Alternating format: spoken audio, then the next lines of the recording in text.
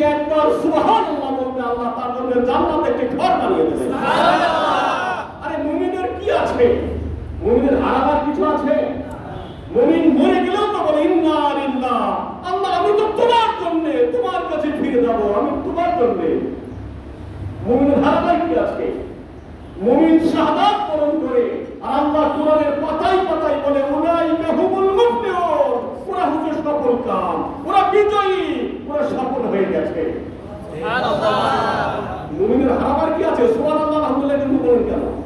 আমি তো বাড়ি যাই না, বাড়ি দিয়ে মাসে একবার গেলে মসজিদে তো এরকমই বলি, মসজিদে ফাটানো সুবহানাল্লাহ বলবেন। সবচেয়ে দামি কথা হচ্ছে সুবহানাল্লাহ, সবচেয়ে দামি কথা হচ্ছে আলহামদুলিল্লাহ, সবচেয়ে দামি কথা হচ্ছে আল্লাহু আকবার। তা কেন আপনি এরকম বলবেন? আপনাকে বলতে দেওয়া হয়নি? সেইগুলো লালন করে মরা মানুষের মতো কেন? দুনিয়ার সবচেয়ে দামি কথা হচ্ছে আল্লাহু আকবার। নামাজ শুরু করে আল্লাহু আকবার দিয়ে, রাজপথে স্লোগান দেন আল্লাহু আকবার দিয়ে। আল্লাহ বলছেন, কি বলছিলাম? আল্লাহু ইয়াজতাবি ইলাইহি মান ইয়াশা, আল্লাহ তাকে পছন্দ করেন, তাকে তিনি আপন বানিয়ে নেন। সুবহানাল্লাহ। আল্লাহ যার আপন হয়ে যায় তার আর কি লাগে? আল্লাহর চেয়ে আপন কেউ আছে? না। কবরে? না। মৃত্যুতে? না। রোগ শোকে? না। হাসরে? না। মিজানে? না। কুলসিরাতে? না। আল্লাহর চেয়ে আপন কে আছে? আল্লাহ বলছেন ইয়ামা ইয়াফিরুল মারউ মিন আখিহি, আরে মানুষ মানুষ থেকে পালাবে, ভাই ভাই থেকে পালাবে, স্ত্রী তার স্বামী থেকে পালাবে, সন্তান তার পিতা থেকে পালাবে, পিতা তার সন্তান থেকে পালাবে। ইয়ামা ইয়াফিরু, ইয়াফিরু মানে ফেরারি আসামি, এটা আরবি ভাষা, কোরআনের ভাষা। ফেরারি আসামি বলি না আমরা? ফেরারি মানে পলাতক আসামি। মানুষ পালাবে, আসামির মতো পালাবে, পরস্পরের থেকে পালাবে। কার থেকে? ভাইয়ের থেকে, বাবার থেকে, মার থেকে, স্বামীর থেকে, সন্তান থেকে পালাবে। সেদিন আপন হচ্ছে আল্লাহ। সে আল্লাহ বলছেন আল্লাহু ইয়াজতাবি ইলাইহি মান ইয়াশা, আল্লাহ যাকে পছন্দ করেন, ভালোবাসেন, তাকে তিনি আপন বানিয়ে নেন। সুবহানাল্লাহ। ওয়া ইয়াহদি ইলাইহি মান ইউনিব, আর হেদায়েতের রাজপথ তিনি তাদেরকে দেখান যারা তার পথে চলার জন্য নিজেদেরকে রুজু করে দেয়। সুবহানাল্লাহ। হ্যাঁ মাওলানা রুহুল ভুল তফসীর করছে নাকি? ইয়াহদি ইলাইহি মান ইউনিব, আল্লাহ তাকে হেদায়েতের রাজপথ দেখাবেন যে তার পথে চলার জন্য নিজেকে সিদ্ধান্ত গ্রহণ করে, তার পথে চলার জন্য সিদ্ধান্ত নিয়ে রুজু করে দিয়েছে। মান ইউনিব, আমি চলবই এ পথে। কোন পথে? আমি এ পথে চলবই। ইব্রাহিম আলাইহিস সালাম, ইব্রাহিম সালাম তার ছেলের মার যাচ্ছে নাকি? কুরবানি না? সেই কুরবানি ইব্রাহিম সালাম তার রবকে কিভাবে খুঁজেছেন? চাঁদকে দেখে বলেছেন এটা আমার রব, সূর্যকে দেখে বলেছেন এটা আমার রব। সে রব খুঁজতে গেছে। তার মাকে বলেছে এইগুলো কি? এইগুলো উট, কে তৈরি করছে? নমরুদকে কে তৈরি করছে? এই জন্যই তো পাহাড়ের গুহায় দেখে গেছে। নমরুদ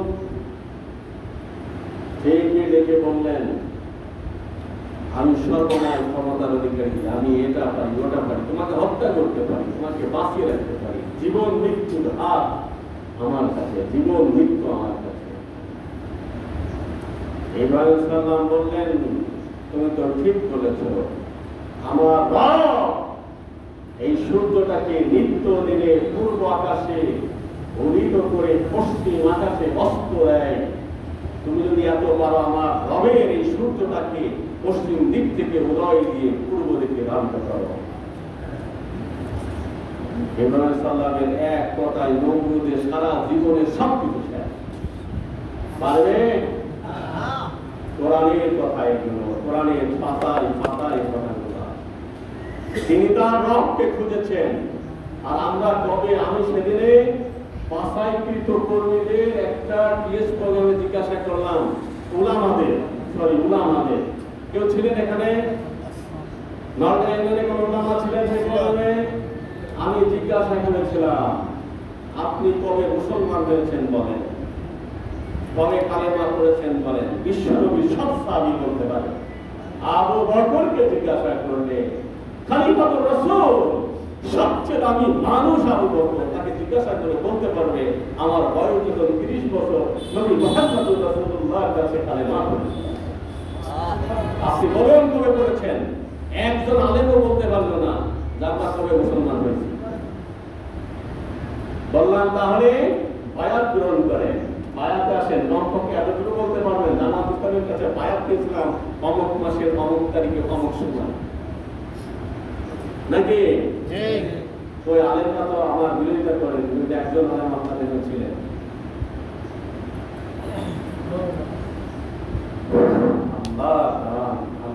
আল্লাহ আমাদেরকে পছন্দ করেন, আল্লাহ আমাদেরকে তার দিনের জন্য ভালোবেসে বাছাই করে নিয়েছেন। আলহামদুলিল্লাহ। মনে হয়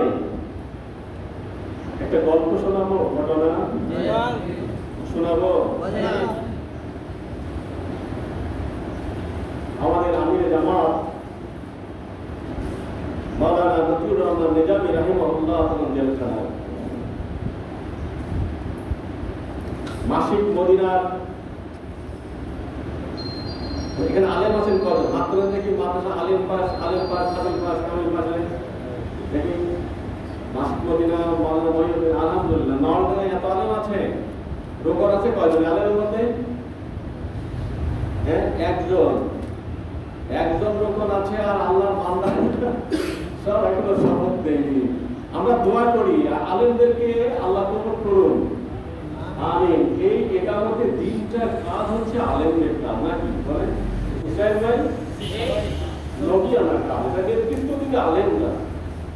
কোরআনের সাথীরা এর নেতৃত্ব দিবে, তারা খালি দূরে থাকে আর অন্যরা নেতৃত্ব দেয়। আমার আপন জনেরা মাওলানা মহিউদ্দিন খান, যিনি এদেশের বিখ্যাত আলেমদের একজন। আমি আলেমদের হাত রাখলাম এই কারণে ওনারা জানবেন বেশি করে, আপনারাও জানেন। মাসিক মদিনা নামে একটা পত্রিকা উনি চালাতেন। মাওলানা মহিউদ্দিন খান এদেশের বিখ্যাত একজন আলেম।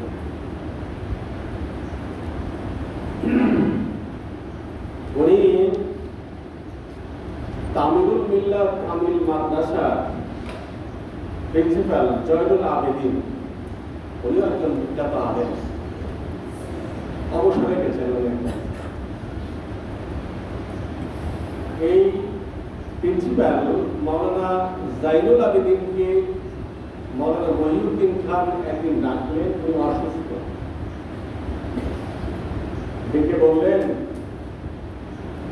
আমি একটা স্বপ্ন দেখেছি, এই স্বপ্নের তাবিজ তোমার করে দিতে হবে। কে বললেন? জোরে বলেন। কাকে বললেন? আলহামদুলিল্লাহ, আপনারা শুনতেছেন। আমি একটা স্বপ্ন দেখেছি, স্বপ্নের তাবিজটা করে দিতে হবে। তো মাওলানা মহিউদ্দিন খান মাওলানা জয়নুল আবেদিন খান যদি শোনেন তাহলেও বেমানান হয়। মাওলানা মহিউদ্দিন খান কিন্তু বড় মাপের একজন আলেম।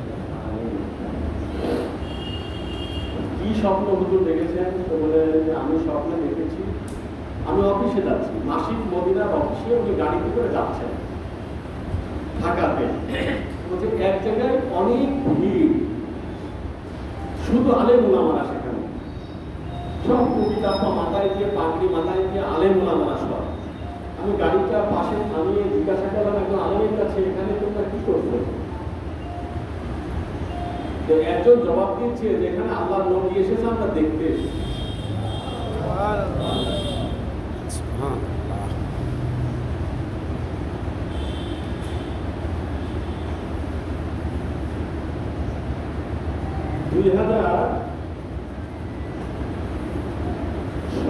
সালে কেন্দ্রে এক টিএস ছিল, সেই পিজি প্রোগ্রামে মাওলানা জাইনুল